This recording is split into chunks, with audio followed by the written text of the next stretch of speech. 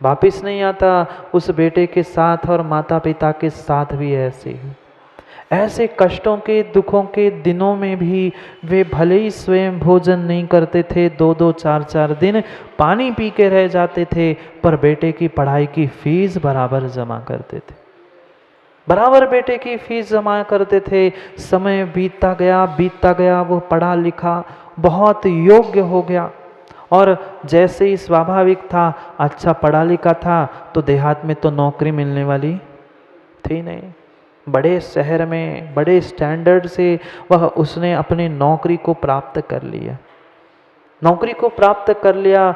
इधर जिन्होंने बच्चे को देखकर, भविष्य को देखकर बच्चे को पाला था, बुढ़ापे में कौन सहारा?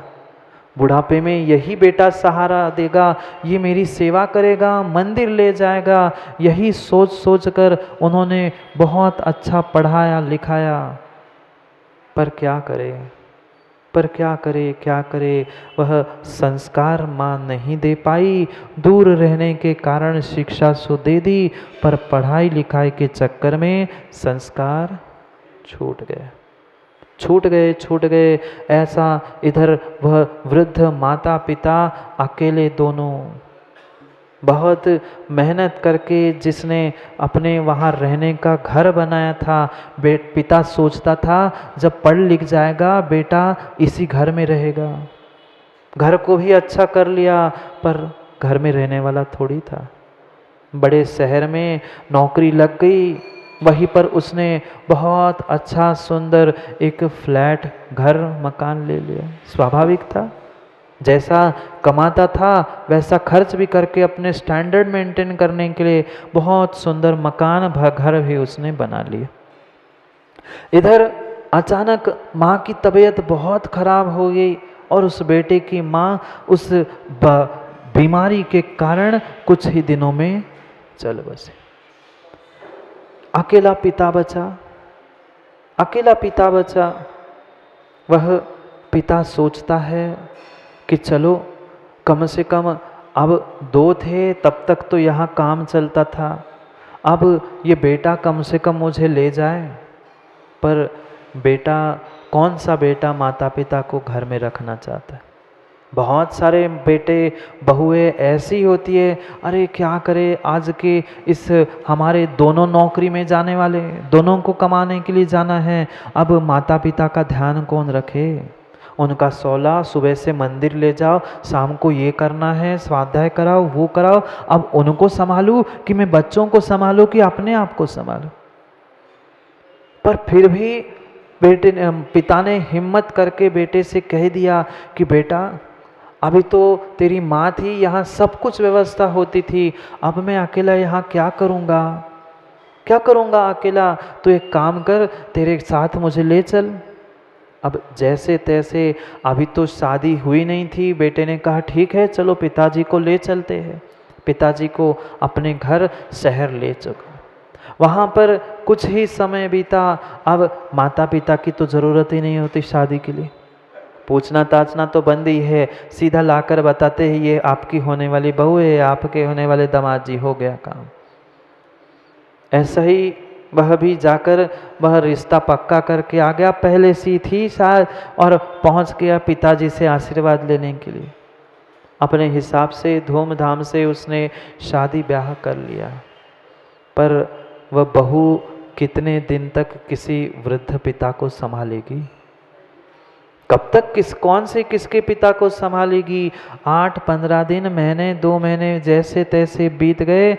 वह दोनों के बीच में, पति पत्नी के बीच में शुरू हो गई, मैं भी तो अपने माता पिता को छोड़ के आई हूँ, आप भी पिता को घर जाके छोड़ाओ।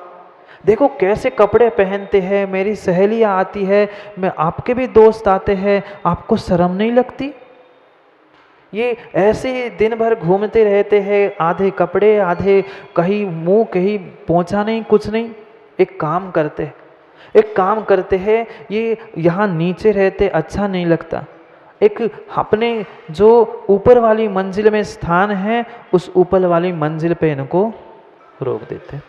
पहले तो फ्लैट था, अब कि उसकी आमदनी बढ़ गई थी, शादी करनी थी, फ्लैट में कैसी होती, बढ़िया उसने घर मकान अपना बंगला बना लिया था, ऊपर वाली मंजिल पर पिताजी को अकेले को शिफ्ट कर दिया और वे दोनों नीचे रहने लग गए। पर पिताजी तो कितना ही कुछ कर ले, पर माता पिता का तो प्रेम नहीं टूटता। बेटा कितना भी निर्दय हो जाए, माँ की ममता और पिता का प्रेम नहीं छूटता। वह कितनी गाली भी क्यों ना दे, पर फिर भी पिता तो अपना बेटा ही है, इसलिए उसे गले लगा। बेटे उस पिता की आदत बच्चे से मिलने की रही, बार बार ऊपर से नीचे आए, कभी सहेली आए, कभी कुछ आए। वह पत्नी जो थी वह सोच रही थी अब कुछ करके इनको घर से बाहर कर दे। घर से तो बाहर करना है, 2, 4, 8, 10 दिन में जैसे तैसे बनाकर उस पत्नी ने पति के सामने अपनी बात रखी दी। सीधी सीधी रखती है क्या बात? सीधा इतना सा कहना होता है तो इतना सारा पहले 8 दिन की भूमिका, 8-10 दिन की भूमिका बनाई। अब मैं क्या क्या करूं, पिता को भी देखना पड़ता है, नौकरी भी है, घर का भी है, ये सब कुछ है। एक काम करते हैं, मैं अलग नहीं कर रही हूँ तुम्हें पिता से, पर इतना तो कर लो। देखो अब वे वृद्ध हो गए हैं, देखना मायाचारी, अब वे वृद्ध हो गए हैं, उनका ध्यान कौन रखेगा? दिन भर आप और हम दोनों बाहर रहते हैं, फिर घर में कोई ध्यान रखने वाला नहीं, घर में कुछ हो गया तो ना उनके आसपास कोई मित्र है, कुछ नहीं है, उनको साथी मिलेगा, ऐसा कुछ काम करते। पति देव तो पति देव थे, पत्नी की बातों में आ गए। हाँ सही तो कह रही है, अकेले रहते हैं, मित्र भी नहीं है, परेशान होते हैं, कुछ अपन ऐसी व्यवस्था करते हैं। क्या व्यवस्था की जाए? पत्नी ने कहा एक काम करते हैं, अपने ही नगर में, वह पास में ही 10-12 किलोमीटर पर एक वृद्धाश्रम है, हम वहाँ छोड़ आते हैं। पति कहता है क्या बात करती, मेरे पिता को तो वृद्धाश्रम। अरे वृद्धाश्रम नहीं कह रही हूँ, समझो एक व्यवस्था है, मेरा बहुत उनके प्रति प्रेम है। अगर यहाँ कुछ हो गया, डॉक्टर नहीं मिला, हम दिन भर नहीं रहते, क्या होगा? उनको भी वृद्धावस्था में किसी से बात करने की इच्छा होती है। वह ऐसा होता है, बढ़िया उसने 8-15 दिन में पूरे पति का ब्रेन वॉश कर डाला। पति भी कैसा, पति ने भी मान ली बात, ठीक है सही कह रही है, काम करते हैं, पिता की व्यवस्था हम उस आश्रम में कर जाते हैं। निर्णय हो गया, अब दोनों में से कहे कौन? पिता से कहना तो पड़ेगा, कहे कौन? वह कहे आप कहो। दोनों ने निर्णय किया कि दोनों मिलकर एक बार भोजन के लिए पिताजी बैठते हैं तब बात कहेंगे। उस दिन कुछ कहना था तो बढ़िया मिठाई और पकवान बहू रानी ने बनाए थे। आखिरी विदाई थी ससुर साहब की, बढ़िया भोजन देखकर ही वह पिता समझ गया था आज कुछ ना कुछ गड़बड़ जरूर है। अब वृद्ध आदमी नहीं समझ पाता क्या? उसने भी समझ लिया कुछ ना कुछ गड़बड़ जरूर है। उसने जैसे ही देखा कि अरे आज मीठा बना है, मन में उसने सोच लिया कि पूछ लूँ क्या बात है। जैसे ही बेटा बगल में बैठकर खिला रहा था, पिताजी ये दे दूँ क्या, वो दे दूँ क्या, एक ग्रास मुख में डाला और पिता ने पूछ लिया बेटा आज बात क्या है? कुछ नहीं पिताजी, वो तो ऐसे ही। नहीं बेटा, ये बाल ऐसे सफ़ेद मैंने नहीं किए हैं, कुछ ना कुछ बात ज़रूर है। नहीं आप पहले पिताजी भोजन तो करो। कह रहे भोजन बाद में करूँगा, पहले कारण बता, तू किस लिए नाटक कर रहा है? उसने कहा कुछ नहीं पिताजी। घुमा फिरा के आखिरी में दोनों ने मिलकर पिता के सामने बात रख दी। अब क्या वो मीठा भोजन जा रहा था? नहीं, जितना कौर हाथ में था, थाली में था, उतना भोजन जैसे तैसे उसने किया। पानी बह रहा था क्योंकि वही एक संडे था, छुट्टी का दिन था और निर्णय था शाम को जाकर उन्हें आश्रम में छोड़ना है। बनी व्यवस्था, पिता भी तैयार हो गए। क्या करते, कहाँ जाते? पिता भी तैयार हो गए, उन्होंने भी तैयारी कर ली और बैग वगैरह लगा दी। शाम का समय हो गया और शाम को जाकर उनसे कह दिया, पिताजी चलो, हमें चलना है, आपकी जो व्यवस्था हमने बनाई है उस व्यवस्था को समझने के लिए आपको आश्रम छोड़ने जा रहे हैं। पहुँचे, शाम का समय हो गया, पिताजी को गाड़ी में बिठाया, दो ही लोग चलने वाले, वही गाड़ी चला रहा था और बगल में पिताजी बैठे थे। बगल में पिताजी बैठे थे, पिताजी बेचारे कुछ बोल नहीं पाए, आँखों से तो पानी बह रहा था। थोड़ी ही गाड़ी 2-4 मिनट ही चली होगी, पिताजी ने कहा, बेटा मैंने तेरी बात मान ली, अब मैं तेरे संसार में, तेरे घर में परेशान करने नहीं आऊँगा, पर इतना तो काम कर ले, इतना तो काम कर ले, मैं जहाँ जा रहा हूँ ना, कम से कम तू 8 दिन में एक बार संडे के संडे मिलने तो आया कर, रविवार के रविवार मिलने तो आया कर। वह कहता है, पिताजी कैसी बात करते हो, अगर मुझे इतना समय होता रविवार के रविवार तो वह आपको घर में ही नहीं रखता क्या, 8 दिन में तो नहीं मिलने आ नहीं सकता। पुनः शांत हो गए पिताजी, 2-4 मिनट, पुनः आंखों से आंसुओं की धारा बहते बहते, पुनः 5 मिनट बाद हिम्मत करके उन्होंने कहा, बेटा ठीक है 8 दिन में नहीं 15 दिन में तो कम से कम आया कर, महीने में 2 ही बार तो आना है तुम्हें। फिर बेटे ने कहा, नहीं पिताजी 15 दिन में भी नहीं आ पाऊंगा, क्या है 15 दिन में, कौन दूर रह रहा हूँ, आपकी पूरी तो व्यवस्था कर रहा हूँ, वहाँ आपको मित्र मिलेंगे, सब कुछ व्यवस्था की है, मैं 15 दिन में नहीं आ पाऊँगा। पिता ने कहा, बेटा 15 दिन में नहीं आ पा रहे हो, 20-25 दिन, महीने में तो एक आध बार, क्या है पिताजी, एक बार आपको व्यवस्था बना के दे रहा हूँ ना, मुझे बार बार परेशान नहीं होना पड़े इसलिए तो आपकी व्यवस्था कर रहा हूँ। आपको जितने पैसे चाहिए कह देना, मैं एक फ़ोन पर आपको पैसे भेज दिया करूँगा, आपको जो चाहिए कह देना, मैं तुम्हें आपको वहीं पर पहुंचा दूंगा, पर मुझे बार बार आने के लिए समय नहीं है। हाँ 4-6 महीने में कभी फुर्सत मिली इधर से जाते हुए तो मैं ज़रूर आ जाऊंगा, पर मैं वचन नहीं देता कि मैं 15 दिन, महीने में, 2 महीने में आऊँगा। कौन कह रहा था माँ, कौन कह रहा था, जिस बाप ने बेटे को लायक बनाया था वह बेटा ही बाप को नालायक करके घर से बाहर कर रहा।